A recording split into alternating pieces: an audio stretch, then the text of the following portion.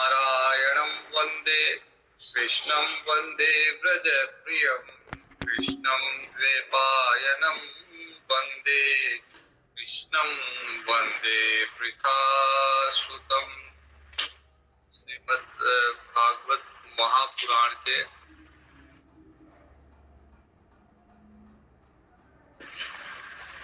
चतुर्थ स्कंद एक से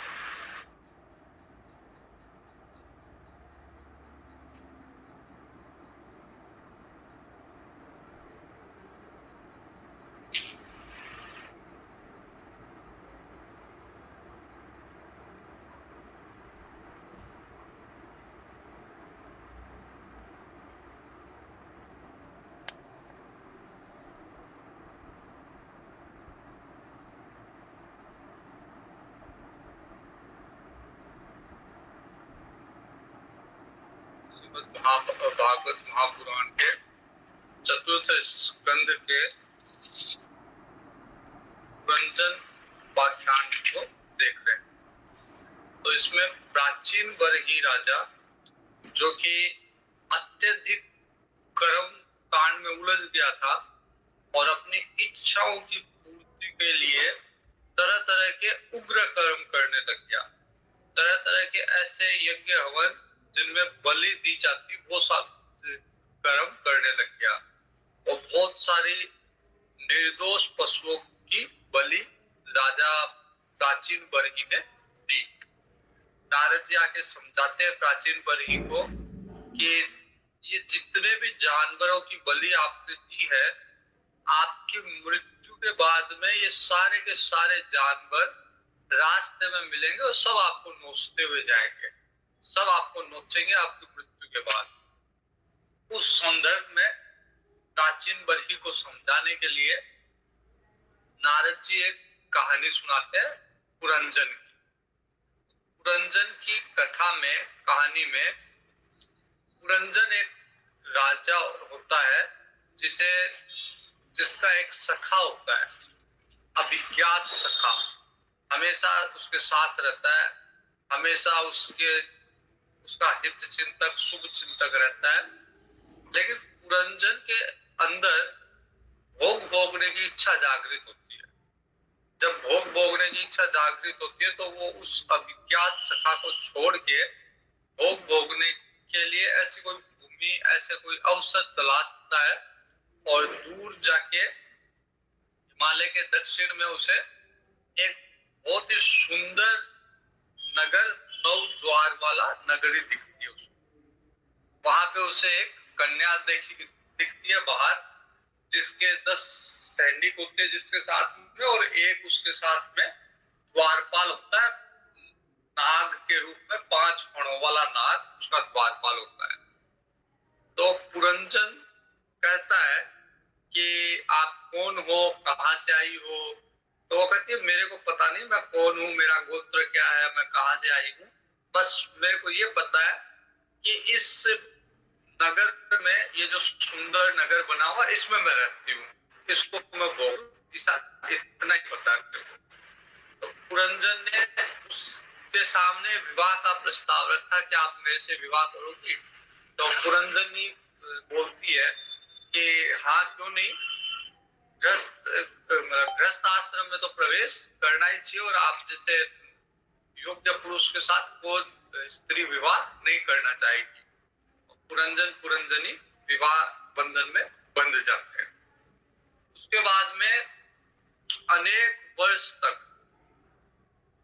कब दिन होता है कब रात होती है पुरंजन को पता ही नहीं चलता, वो आपस में एक दूसरे के साथ भोग भोगने में व्यस्त रहते हैं। दिन रात का भी उन्हें काल कब किस गति से जा रहा है उन्हें इसका आभास ही नहीं होता। सारे दिन भर भोग भोगते रहते हैं और जैसे पुरंजनी करती है पुरंजन वैसे ही करता है। अगर पुरंजनी हंसती है तो पुरंजन भी हंसने लग जाता है, पुरंजनी अगर खाती है तो पुरंजन भी खाता है, पुरंजनी उदास होती है तो पुरंजन भी उदास हो जाता है। तो पुरंजनी के पीछे पीछे पुरंजन चलता रहता है।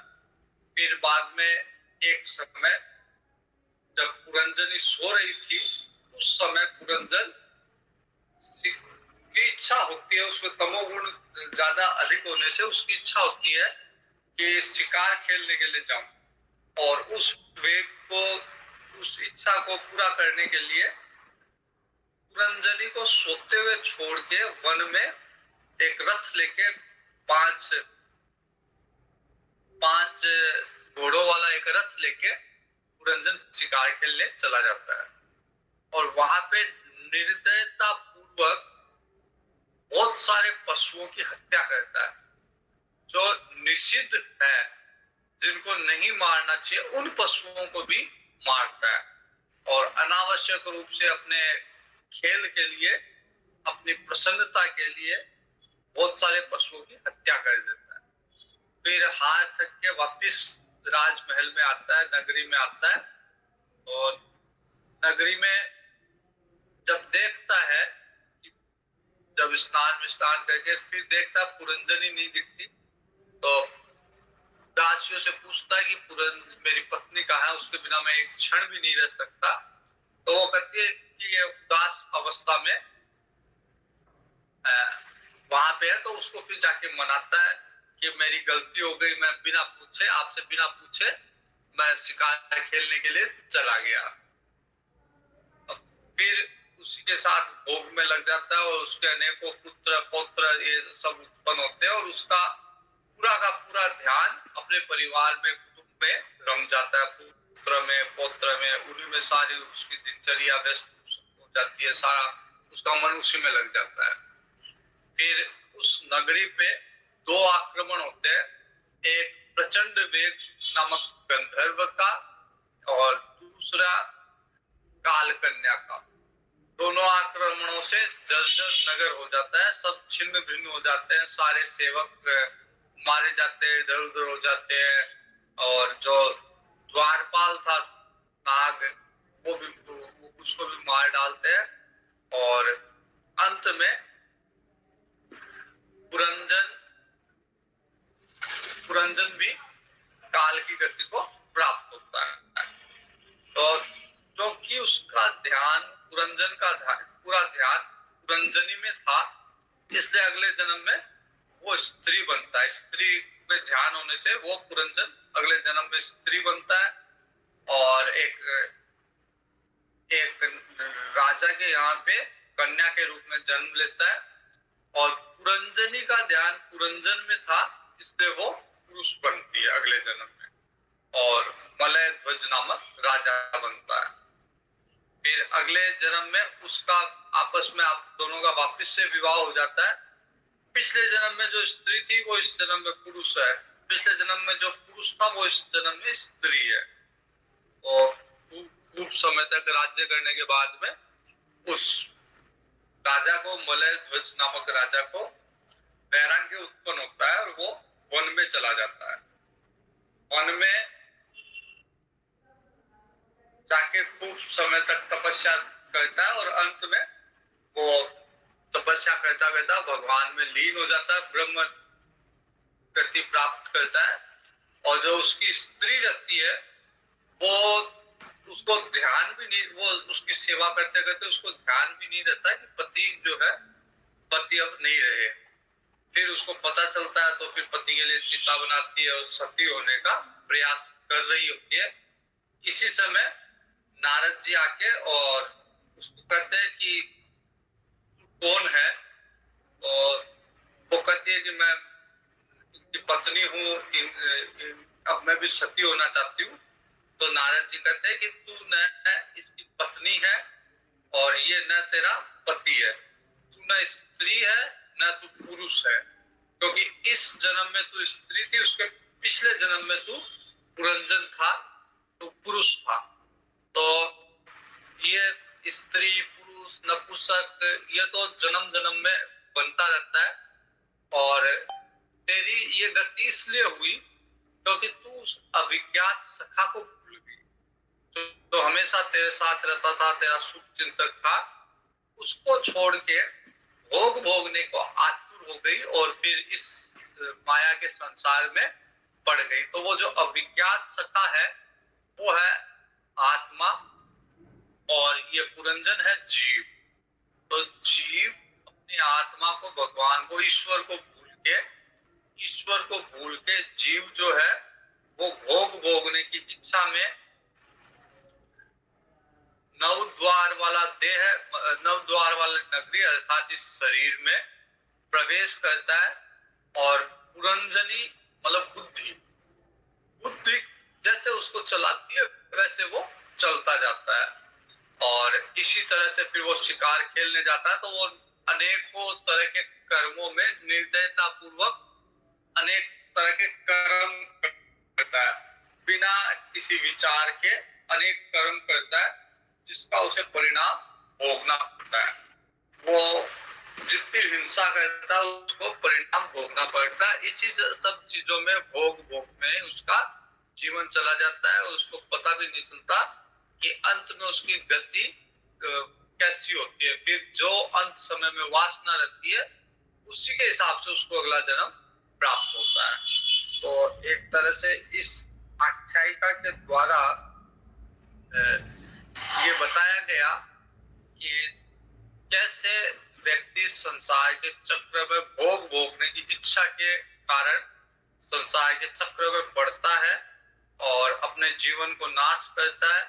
फिर भोग भोगता भोगता जो अंत समय में वासना रहती है उसी के अनुकूल फिर उसे जन्म लेना पड़ता है। इसी चक्र में वो चलता रहता है। तो अगर कोई व्यक्ति उग्र कर्म करता है उसके अनुसार उसका दंड उसे भुगतना पड़ता है। अगर किसी की हिंसा कर रहा है तो किसी का शिकार कर रहा है, हिंसा कर रहा है, बलि दे रहा है, तो जब उसकी मृत्यु होगी तो वो सारे के सारे जानवर आके उसको नोचने लग जाएंगे। फिर आगे बताया गया कि किस तरह से व्यक्ति इस संसार में दुखों को वहन करता हुआ और दुख निवृत्ति के लिए प्रयास करता है, लेकिन दुख की निवृत्ति उसकी पूर्णतया हो नहीं पाती। थोड़ा बहुत कर्म करने से इधर उधर थोड़ा बहुत उसको कुछ राहत मिलती है, लेकिन पूर्णतया दुख की निवृत्ति व्यक्ति की हो नहीं पाती। कुछ समय के लिए कुछ राहत मिलती है। जैसे कोई व्यक्ति अगर सो रहा है, नींद आ रही है और नींद में वो स्वप्न देख रहा है, तो स्वप्न में अगर कोई उसे प्रताड़ित कर रहा है, कोई उसे मार रहा है, तो उसका समाधान ये नहीं है कि उसका प्रतिकार करे। वो कोई व्यक्ति उसे मार रहा है तो उसका प्रतिकार करे, उसको वापस मारे या कहीं जाके छूट जाए, ये उसकी निवृत्ति नहीं हो सकती।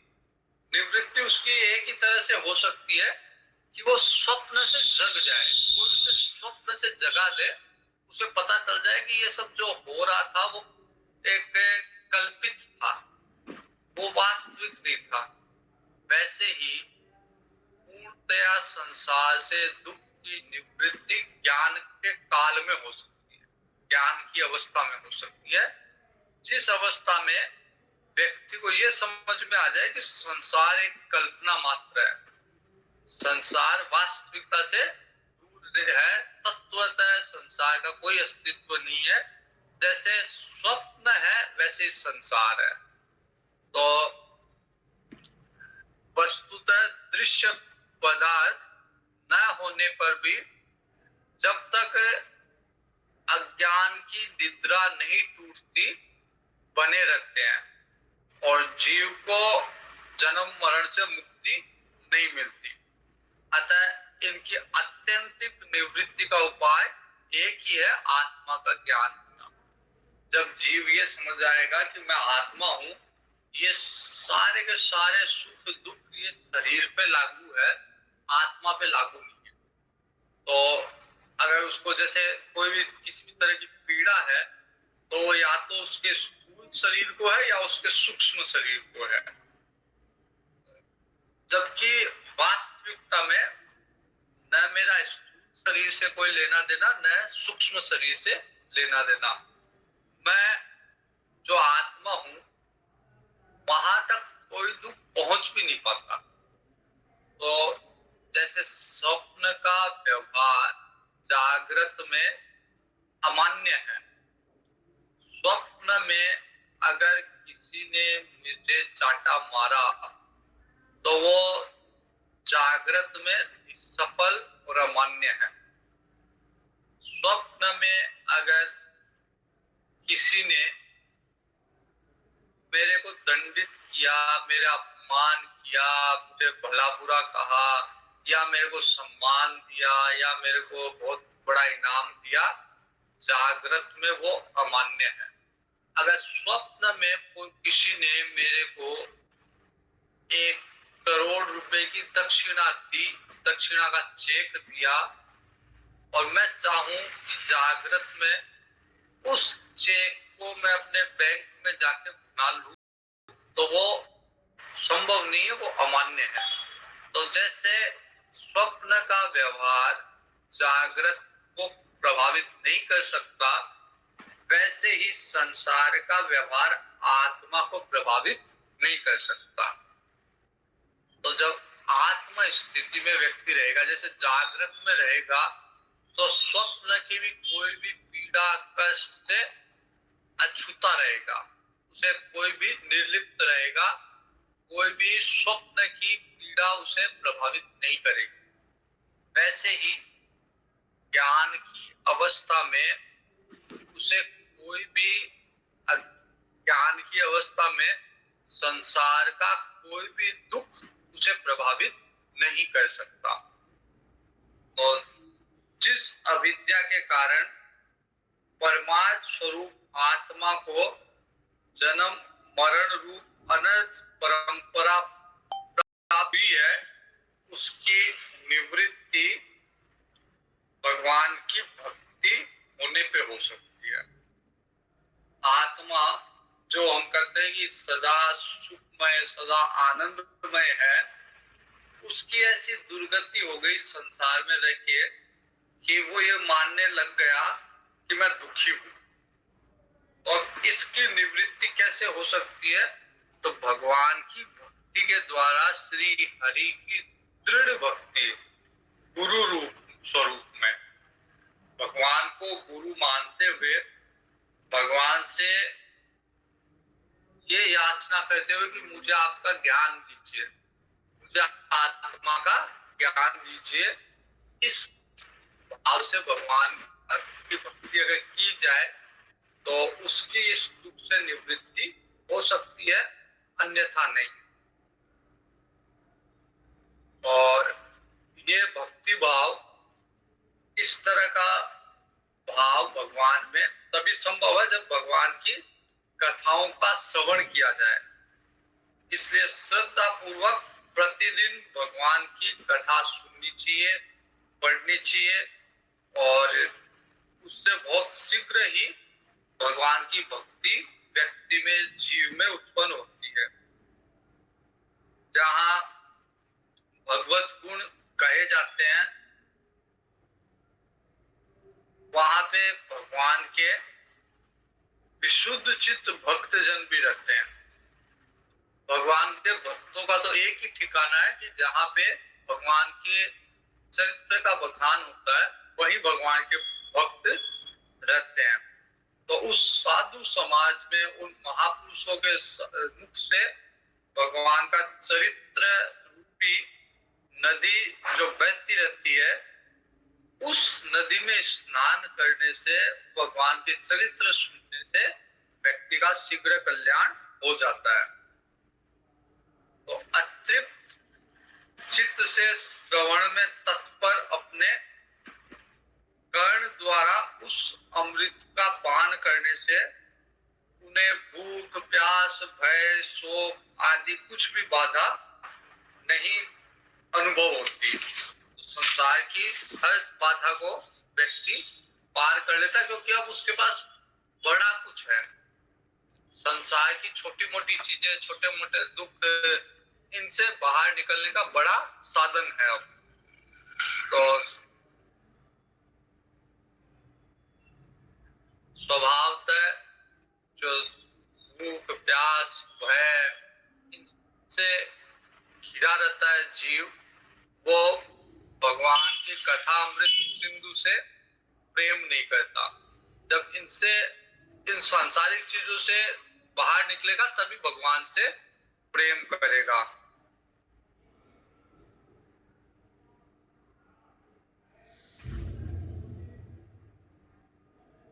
अगर कोई कितने भी ब्रह्मवादी मुनि भी है, वो केवल तप, उपासना, समाधि,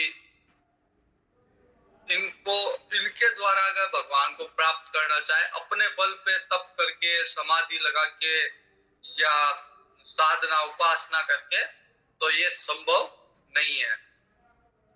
आज तक भगवान इन साधनों से किसी को प्राप्त नहीं हुए। वेद भी अत्यंत विस्तृत है और फिर भी वेद भी भगवान का पार नहीं पा सकते, भगवान के बारे में पूर्णतः नहीं बता सकते। एक संकेत कर सकते हैं, लेकिन पूर्णतः भगवान के विषय में वेद का भी अधिकार नहीं है।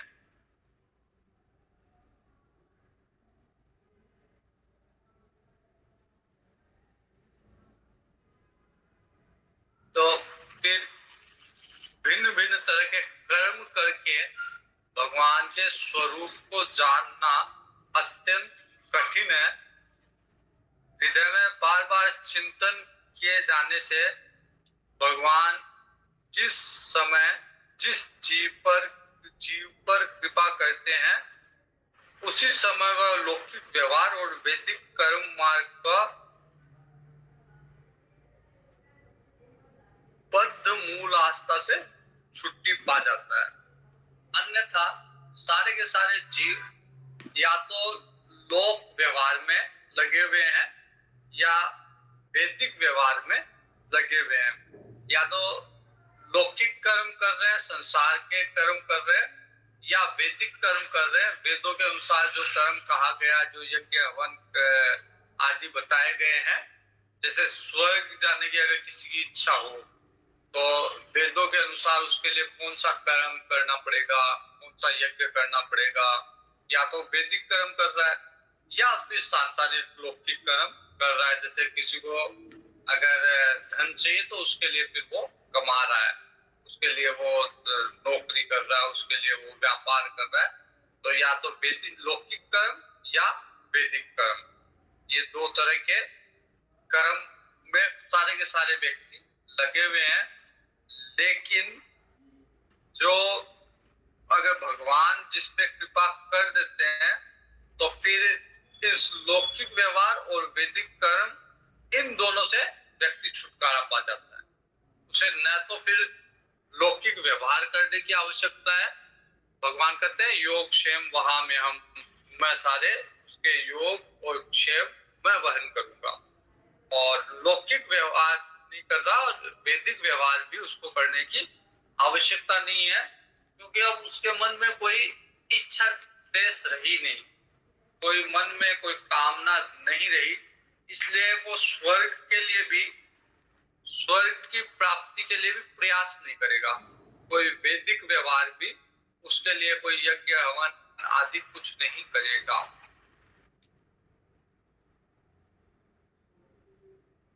तो अब नारद जी कहते हैं कि तुम इन कर्मों को परमार्थ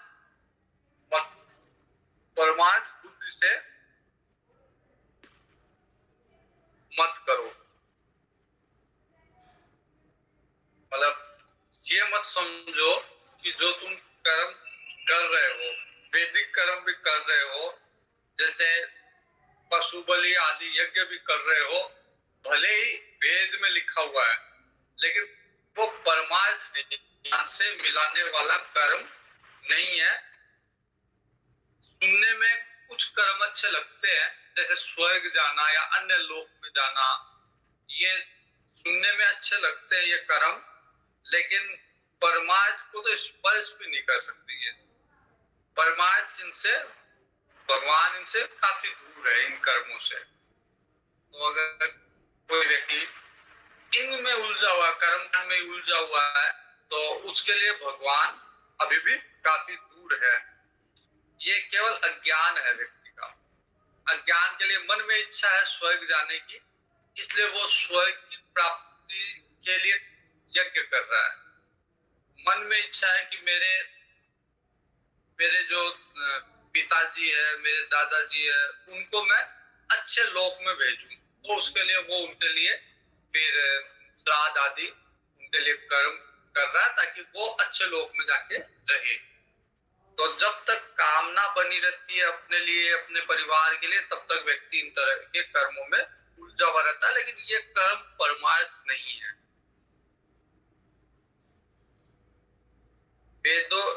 वेद भी कई लोग जैसे कहते हैं कि भाई ये सब चीजें तो वेदों में लिखी हुई है, यज्ञ हवन या श्राद्ध तर्पण अर्पण, ये जो जितने भी कर्म कांड है, ये सब की विधि तो वेदों में लिखी हुई है।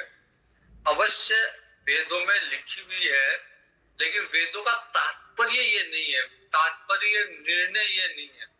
वेदों का तात्पर्य इन सब कर्मों को करके इनसे निवृत्ति प्राप्त करके भगवान को प्राप्त करना है।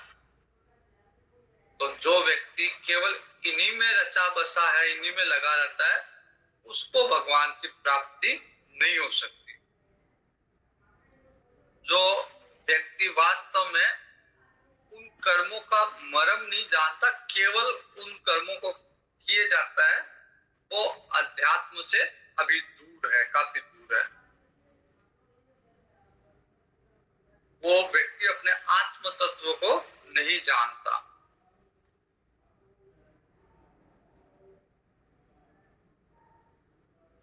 नारायण है कि भले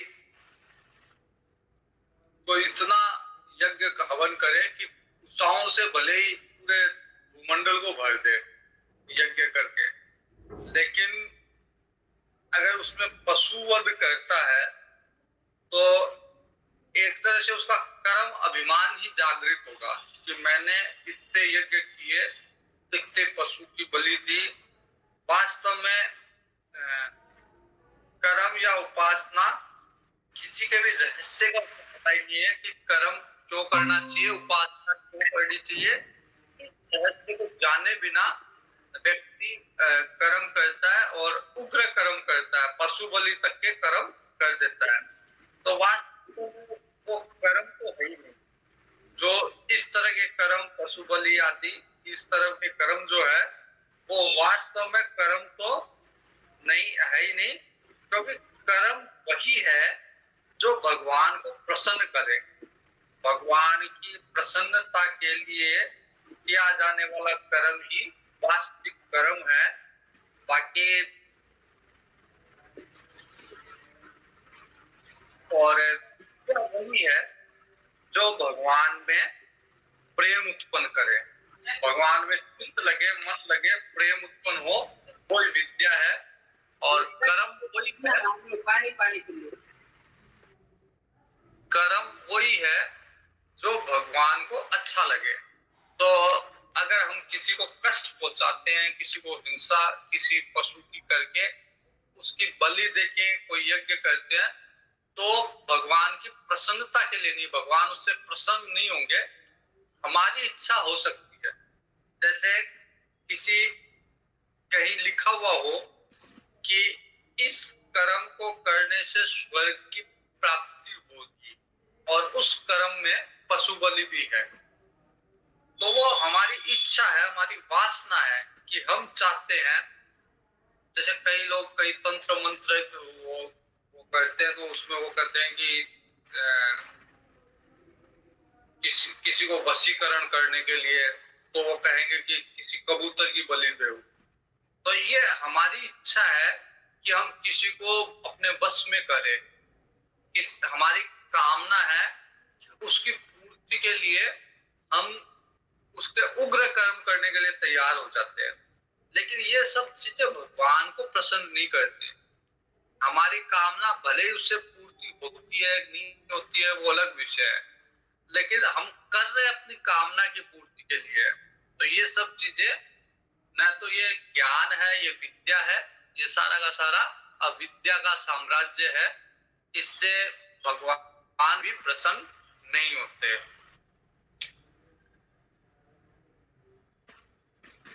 भगवान पूर्ण रूप से इन सब चीजों से स्वतंत्र है। तो मनुष्य को चाहिए कि भगवान को यदि प्रसन्न करना तो भगवान के चरणों का आश्रय ले, कर्मों में ज्यादा ना उलझे। जितना कर्मों में उलझता जाएगा वो भगवान के चरणों से दूर होता जाएगा, उसी से उसका कल्याण हो सकता है भगवान के चरणों का आश्रय लेके। इसलिए जितने भी कर्म होते हैं, पूजा पाठ होते हैं, लास्ट में पंडित जी यही करते हैं, मतलब वो मंत्र यही बोलते हैं, यद यद जो भी मैंने कर्म किया है वो भगवान को मैं अर्पित करता हूँ। भगवान के अर्पण करा देते हैं कर्म, जिससे उसको अणुमात्र में भी भय नहीं होता। तो भगवान तो वो है जहाँ सारे भय समाप्त हो जाते हैं, जहाँ जीव के सभी तरह के भय समाप्त हो जाते हैं, वो आत्मा स्थिति है, वो भगवान है, वो ज्ञान है। और वही गुरु है जो सब तरह के भय से मुक्ति दिलाए, वही भगवान है जो सब तरह के भय से मुक्ति दिलाए। तो जब तक मन के अंदर कोई भी तरह की वासना है, किसी को प्राप्त करने की इच्छा है, किसी वस्तु को प्राप्त करने की चाहत है, तब तक भय से मुक्त संभव नहीं है। और नारद जी कहते हैं कि जो कुछ यहाँ मैंने कहा तुम्हारे प्रश्न उत्तर हो गया होगा। अब मैं एक गुप्त साधन तुमको बताता हूँ, उसको तुम ध्यान से सुनो। प्राचीन वर्गी जो उग्र कर्म कर रहा था, पशु बलि आदि दे रहा था, तो नारद जी ने उसे पुरंजन की कथा सुनाई और फिर उसके बाद में उपदेश दिया, उसका उस कथा का रहस्य बताया, उपदेश दिया। अब कहते हैं कि एक और गुप्त रहस्य मैं बताता हूँ कि एक बार एक हिरण जो था वो पुष्प वाटिका में अपनी हिरनी के साथ विहार कर रहा था, घूम रहा था और छोटे छोटे अंकुर घास खा रहा था, भौरों के गुंजन अपने कान से सुन रहा था। उस हिरण के सामने एक भेड़िया ताक लगा के खड़ा था कि कब मौका मिले, कब मैं इसको खाऊं हिरण को। और उसके पीछे सामने भेड़िया और पीछे एक शिकारी ताना साध के खड़ा है कि कब मौका मिले, कब मैं इसको अपने निशाने पे ले। तो हिरण के सामने भेड़िया खड़ा है, वो उसे खाना चाहता है, और पीछे शिकारी है, वो शिकारी उसका शिकार करना चाहता है। तो दोनों तरफ मुंह होता है हिरण की, पीछे से शिकारी उसका वध करना चाहता है और आगे भेड़िया है। परंतु ये जो हिरण है वो इतना बेसुध है कि उसको परवाह नहीं, वो देख ही नहीं रहा, न पीछे देख रहा, न आगे देख रहा है, वो घास खाने में मस्त है अभी। तो उसे कुछ पता ही नहीं क्या आगे चल रहा है, क्या पीछे चल रहा है। इसी तरह हम लोग जो है, जीव जो है, वो हिरण की तरह है कि साथ में हिरणी है, कोई हमारे साथी है, कोई हमारे जीवन साथी है, उसके साथ इन भोगों में ये तृण आदि जो मतलब भोजन आदि जो भी भोग है उनमें हम इतने लिप्त हो जाते हैं कि आगे पीछे हमारी मौत को भी, हम काल को भी देख नहीं पाते हैं।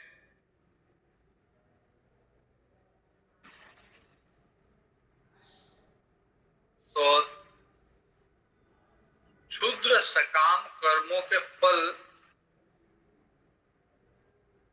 जो भी जीव से या जनेंद्रिय से, ये जो इनको प्रिय लगने वाले भोजन या स्त्री संग आदि जो तुच्छ भोग है उनको ढूंढते रहते हैं, और उसी में हम ये नहीं देख पाते कि हमारा काल आगे भी है, पीछे भी। चारों तरफ काल के ग्रास में हम लोग सब समाहित हैं, और इससे हमारी आयु धीरे धीरे नष्ट हो रही है। लेकिन हम लोग फिर भी गृहस्थी के धर्म, गृहस्थी के सुख में मस्त रहते हैं और समय प्राप्त करके जो शिकारी है वो अपना शिकार कर ही लेता है। तो नारद जी कहते हैं कि इसलिए तुम हृदय को अपने अंदर अंतर्मुखी करो, अपनी वृत्तियों को चित्त में स्थापित करो, बाह्य वृत्तियों को, और कामी पुरुषों से चर्चा नहीं करो, गृहस्थाश्रम को छोड़कर परमहंसों का आश्रय ग्रहण करो, श्री हरि को प्रसन्न करो और सभी विषयों से विरक्त हो जाओ, किसी भी विषयों में लिप्त ना रहो। राजा प्राचीन बरी कहता है कि आपने जो उपदेश दिया उस पे मैंने सुना भी, उस पे विचार भी किया, और मेरे जो उपाध्याय, जो आचार्य लोग जो मेरे से यज्ञ करवा रहे हैं, वास्तव में वो लोग आत्म तत्व को नहीं जानते हैं, वो लोग केवल कर्म में मेरे को उलझा रहे हैं।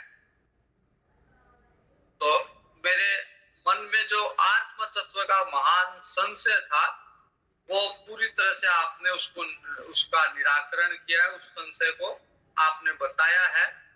विषयों और इंद्रियों की गति न होने के कारण ऋषि लोग भी इस मोह हो जाता है उनको भी, वो भी उन विषयों की तरफ प्रयास करते हैं जो विषय उनको सुख दे, जो उनकी इंद्रियों को तृप्त करे। और वेदों में भी इनका वर्णन होने से पुरुष जो है वो इस लोक में उसके लिए कर्म करने लग जाता है। जैसे कोई स्वर्ग प्राप्ति के लिए कर्म कर रहा है, कोई दीर्घायु होने के लिए कर्म कर रहा है, कोई स्वस्थ रहने के लिए कर्म कर रहा है, लेकिन भगवत प्रीत्यर्थ कोई कर्म नहीं कर रहा। जो आत्म तत्व को नहीं जानता, कम से कम वो ऐसे भगवान की प्रसन्नता के लिए कर्म नहीं कर रहा। इसके कारण वो एक देह से दूसरी देह तक इनको भोगता रहता है।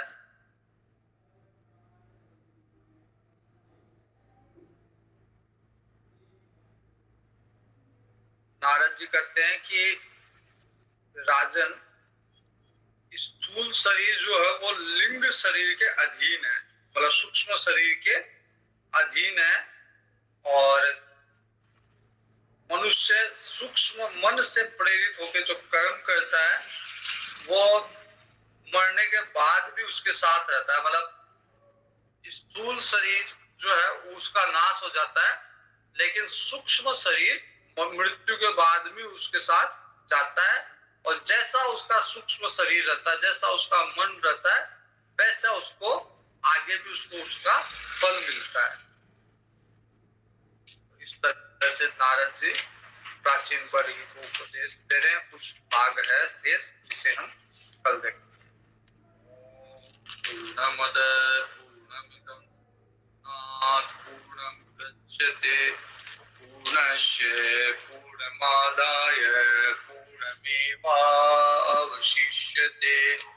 ओम शांति शांति शांति। हरि ओम। श्री